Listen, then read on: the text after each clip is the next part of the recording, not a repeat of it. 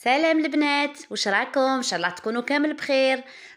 طبق اليوم بزاف ساهل وبنين، ما نحكي لكمش البنه ولا اروع.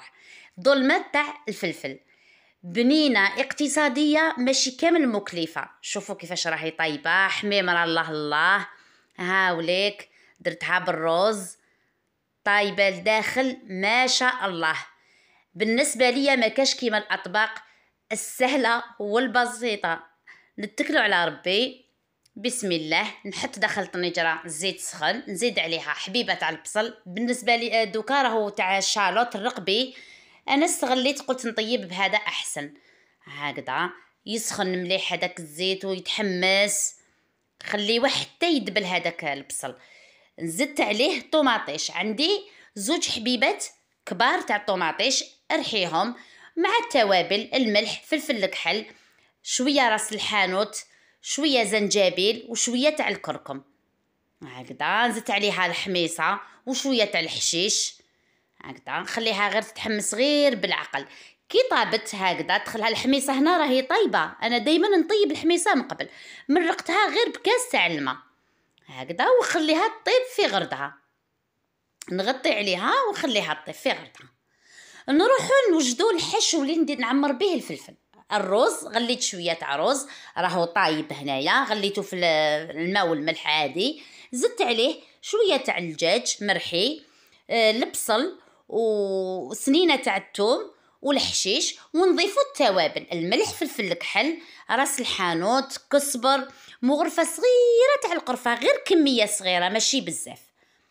نفس التوابل اللي حطيتهم في الطنجره هما اللي نديرهم مع الرز.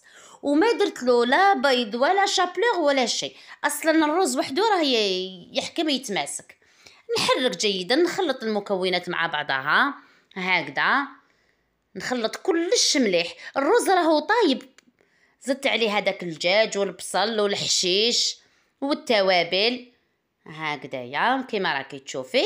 دوكا نبدا نجيب حبيبات الفلفل هامليك، نحيت لهم الراس من الفوق، نحيتو الزريعه، نبدا نفاخسيه لداخل. هادو حبيبات طوال، الا عندك حبيبات صغار راح الحشو يدخل مليح حتى لداخل. هنا ما تقدريش توصليه مليح مليح حتى للاخير، ترتق الحبه. حاولي غير بالعقل تعمريه هكذا بخدمه دقيقه غير بالعقل. نكمل كامل حبيبات الفلفل هذوما اللي عندي.